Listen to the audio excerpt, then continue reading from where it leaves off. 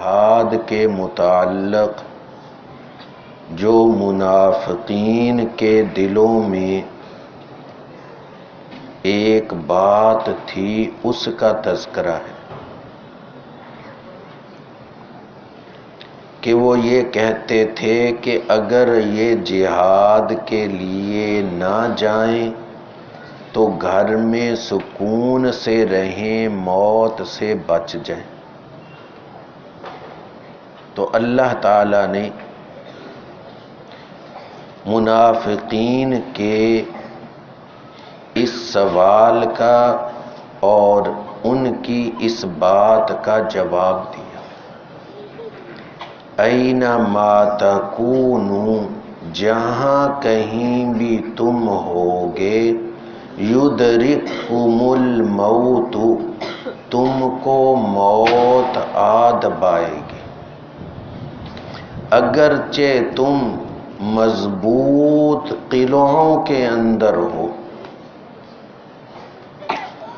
اور پھر منافقین یہ بھی کہتے کہ اگر کوئی خیر پہنچتی تو کہتے کہ یہ من جانب اللہ ایسے ہو گیا، ان کو تو کوئی تدبیر نہیں آتی، اور اگر کوئی برائی پہنچتی تو کہتے کہ یہ مسلمان ہے ہی ایسے، یہ بے تدبیریں ہیں تو اس لیے ان کا نقصان ہوا۔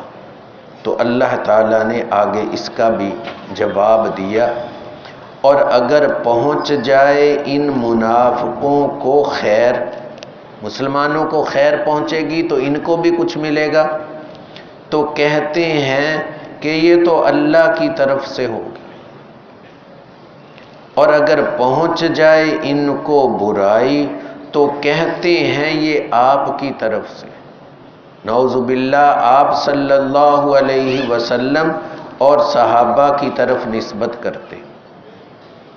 اللہ نے فرمایا آپ کہہ دیجئے سب کچھ اللہ کی طرف سے ہے، کچھ کی وجہ اللہ کا فضل، کچھ کی وجہ تمہاری غلطیاں جس کی آگے وضاحت آئے گی، سب کچھ اللہ کی طرف سے ہے۔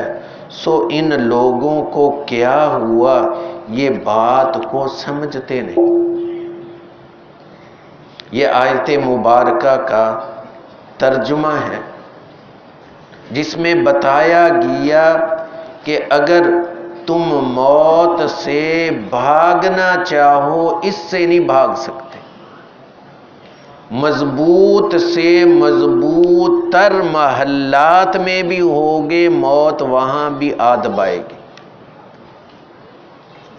تفسیر ابن کثیر میں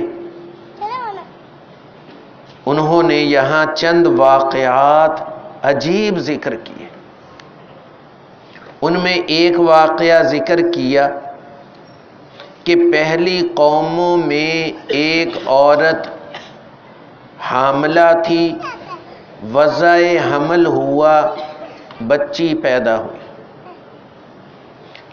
تو ملازم کو، اجیر کو آگ لینے کے لیے بھیجا۔ وہ جب گھر سے نکلا تو کسی شخص نے پوچھا کہ کیا پیدا ہوا، تو اس ملازم نے کہا کہ بچی پیدا ہوئی۔ کہا یہ 100 آدمیوں سے بڑی ہو کر بدکاری کرے گی، اور پھر اپنے ہی کسی ملازم سے نکاح کرے گی، اور پھر اس کی موت ایک مکڑی سے آئے گی۔ اس ملازم کو غصہ آیا اور واپس ہوا، اس بچی کے پیٹ کو چاک کر دیا، سمجھا کہ مر گئی اور بھاگ گیا۔ اس کی ماں نے اس کے پیٹ کی سلائی کر لی، جو اس زمانے میں علاج کا طریقہ تھا وہ اختیار کیا کہ وہ بچی تندرست ہوگی۔ یہ ملازم اس شہر سے بھاگ گیا، دریا پار اور کہیں چلا گیا، کئی سال وہاں ملازمت کی، کاروبار کیا، بہت مال و دولت اللہ نے اس کو دیا، تو واپس آ کر اسی شہر میں ایک شاندار محل تیار کیا، اور پھر ایک بوڑھی خاتون سے کہا کہ میں اس شہر کی خوبصورت عورت سے نکاح کرنا چاہتا ہوں، مجھے بتاؤ۔ جیسے نکاح کروانے والی عورتیں ہوتی ہیں وہ بتلا دیتی ہیں، تو اس نے اس گھر کا بتایا کہ ایسے ایسے وہ نوجوان خوبصورت لڑکی ہے۔ اس بوڑھی کے ذریعے پیغام بھیجا، بات ہو گئی اور شادی ہو گئی، اس کو رخصت کر کے وہ لے گیا۔ جب اکٹھے رہنے لگے تو اس نوجوان خاتون نے پوچھا کہ تم کیا کرتے ہو، کیا تمہارا پہلے کاروبار تھا؟ کہا میں یہاں ایک جگہ ملازم تھا، تو ان کے یہاں بچی پیدا ہوئی، میں نے اس کا پیٹ چاک کر دیا، پھر میں بھاگ گیا، مال و دولت کمایا اور یہاں یہ اتنا بڑا محل بنایا، پھر تیرے ساتھ میں نے شادی کر لی۔ اس نوجوان لڑکی نے کہا وہ میں ہی ہوں، اپنا پیٹ دکھایا کہ دیکھو یہ نشان پڑا ہو۔